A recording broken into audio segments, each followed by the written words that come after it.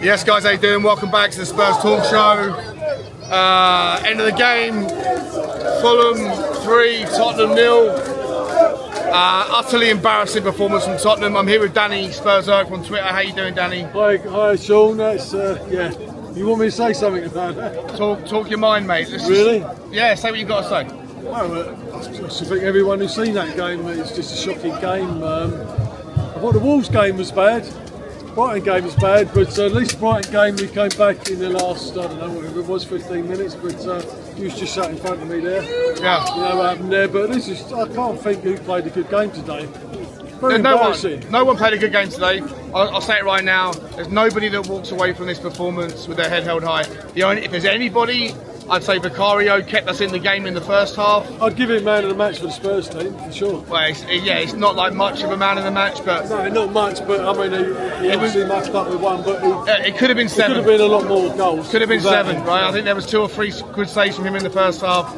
I know that I think it was the second goal that he made, he parried it at his near post, and it obviously fell to Moon. I think it was Muniz who goes in. But listen, I mean, there was just absolutely nothing from the first minute until the last. Tottenham were bettered by Fulham. It's embarrassing, really. I'm not really sure what Angie's going to say about this. Are you really? Look, I think I don't know what excuses he'll have or explanations he'll have. But for me, I don't think necessarily it's about tactics today. I think that the tactics are not going to change, right? So if the tactics aren't going to change too much, then you have to look at, what Fulham did. And I'll be honest, like, Fulham could have had the opportunity. They're a team that has a manager that likes to adapt, but Fulham didn't go with a back 3, didn't squeeze the midfield, didn't do what the last couple of managers have done against us. He decided to play his own football, and he pressed the right way. And I think that I think we were outclassed by a Fulham team that, when they want to play, they're a brilliant team. When they want to, on their day, and Fulham are a team that seem to turn up against the bigger teams, at home at least. They beat Arsenal. But today there was no bit of battle, Danny. I understand that, but let's not make a mistake about this. We spoke to this before the game today. We both said this is probably the most toughest game out of the next 4 games we've got. Before we face Liverpool, Arsenal, Man City. Yeah. This was probably, if we won today, it will put us on the roll. This was and I told you this. A banana skin, wasn't it? This was a banana skin waiting to happen. Fulham have they've got some great results this season. Yeah, they have. And they've done really well at home. This was the tough game for us, and the way they played today, they were brilliant today. Forget about how rubbish we were. Fulham were absolutely fantastic. Yeah, 100%. You cannot take anything away from them. They were brilliant. Credit where it's due. Marco Silva sorted them out, tactically set them up, and we, like I say, we're outclassed by a better team on the day. Absolutely. So when you look at the team sheet, man to man, you think Tottenham have got the better in basically every position. Yet today, from pillar to post, and I'm going to sit here and call them out. I thought Romero's positional play was awful. First half, Basuma gave the ball away too many times. Maddison was coming deep and doing nothing with the ball. This idea that when you have a squeezed midfield and Maddison wants to come deep to get the ball to control the play, playing a quarterback, that only works if you're going to spray the play and pass it around. He wasn't. He was coming deep, which takes him away from the top end, and then just handing it back to Dragusin, handing it back to Romero. I thought Sonny was absolutely appalling today. Awful. Brennan Johnson and Decky, nothing, not a thing from them. Can I ask you a question? Do you think we might have made a difference with having Van der Veer playing? And Dragusin? I thought Dragusin actually. I thought he was alright. He tried, but I mean, it's his first game. It's his first full game for us, isn't it? If I'm honest, I thought he did okay. From where we were sat, from what we could see, I thought Dragusin was okay, but I'm sure if we watch the game back and get to see it from a better angle than the stand allows, you'll see some mistakes, because it was Fulham's pacing, Fulham's spatial awareness was just better. I think the game was won and lost in the midfield, Danny. And I just didn't feel like that. I mean, yeah, but you're saying that, but look up front now as well. I know it was lost and won in the midfield. Yeah. But look at the strikers. What did we do? What did we offer? Nothing. Absolutely nothing. Zero. It's appalling, wasn't it? Watching that game, it was just disgusting, wasn't it?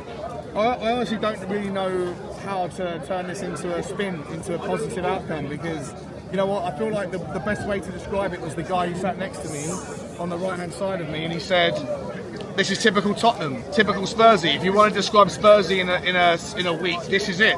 You go and beat Villa, your team that you're competing with for a top 4 space, and you overcome a 2-goal negative deficit to get yourself in front of them, and then you go and lose 3-0 to Fulham. And no disrespect to Fulham, but we should be able to compete better with them than we did." I'll give you a positive spin on it.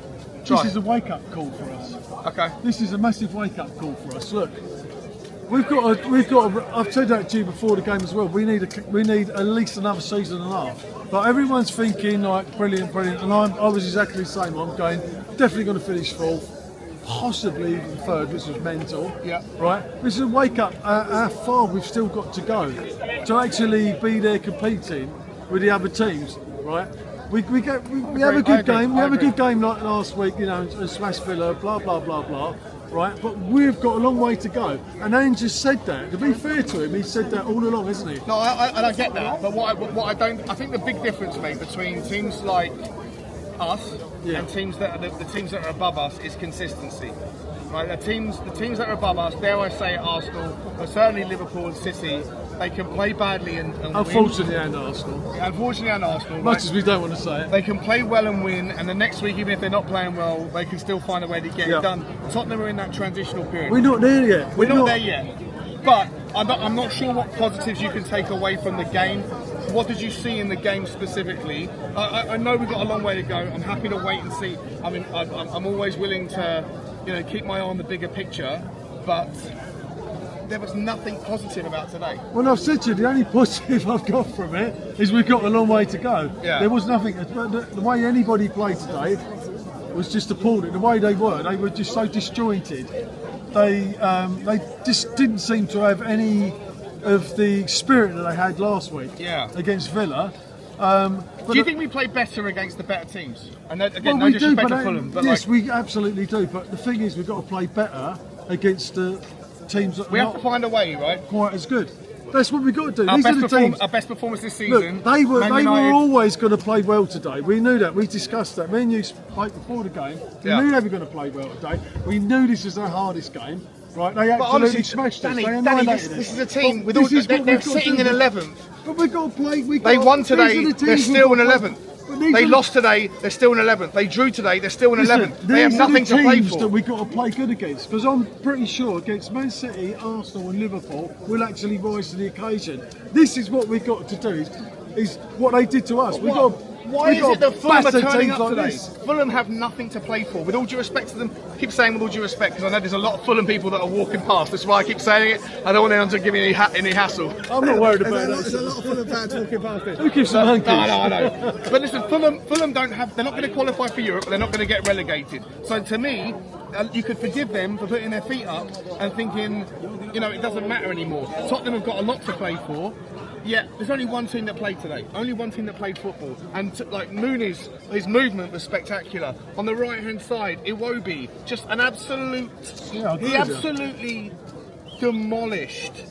He demolished our side. What I'm trying to do is I'm trying to play devil's advocate. No, I know. And I'm I'm trying to search so deep in myself to find something. And my something is that surely we've got to learn from this how far we've got to go to get where we've got to get. Well, if that's the takeaway that... Because that's all I can think of. No, that's all I can think of. I hear you, Danny, but listen, to me, I was sitting there thinking, you beat Fulham today, and you should be able to. If Tottenham play their best, you should be able to.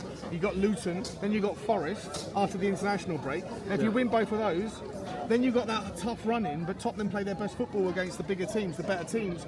But it's just the whole thing's derailed. The whole thing's derailed. Suddenly, top four's under question again. It's hard to say. 6 days ago, that wasn't the case. I'm so disappointed. It's hard. Look, we just sat in there and watched that. It's disgusting. It was terrible. We're deflated. But we've got to get up, we've got to get back on our feet and move on and win the next 3 games. We've got to win the next 3 games. We've got a 2-week break now and nothing to get me excited about. When we get back with the next 3 teams we're playing, we've got to win them. But I worry now. I'm not excited. I said this on a show this week. I'm clutching at straws, but we've got to do something. I said this on a show this week. I said I actually fear this particular group of fixtures more than I do Newcastle, Arsenal, City, Liverpool, because I know we'll play better against them. But I saw Fulham as a bananas game. You said so yourself before the game as well. I'd argue the same for Luton, fighting for their life at the bottom. If we play like we did today, and Luton play the way they have played of late, that's not a gimme either, mate. And all of a sudden, you're letting Man United back in. Listen, in the Premiership, nothing's a gimme. Not a single game's ever a gimme for any team. That's true. Right, and I tell you, there's a lot of ups and downs going to be for full spot. I would still stick my money on Spurs finishing fourth. I'm telling you, because Aston Villa, right, are not just going to go walking in there and taking that full spot. Right, they're not a fantastic, absolutely solid squad. They're gonna get some places like we've had today. Yeah. Right. So I'd still stick my dough. If you're betting people out there, stick your money on Spurs finishing fourth. No, this is an absolute wake up call today. And take one positive from it, and I'll tell you the positive will be that Ange and all the teams and everyone, they'll go, we've got to really pull our socks up here. If we actually want to be a team that's Champions League next getting year. in the Champions League, this is our lesson. You know, we've still got, another 9 games? Is it 8 games? 10 games? Yeah, 9 whatever it is. 9 games, I think it is. But I tell you now, this is a wake-up call for Spurs, and they could learn a lesson from this. There's the positive. I can't think of another You're one. absolutely right. And listen, for what it's worth, guys, I don't particularly blame Ange. I thought he picked the team that I would have picked. Yeah, I think the system was normal. Like you're either on board with the system or you're not. But the team was fine. It was the players today. Yeah. Something wasn't there. It was a really, really bad day at the office.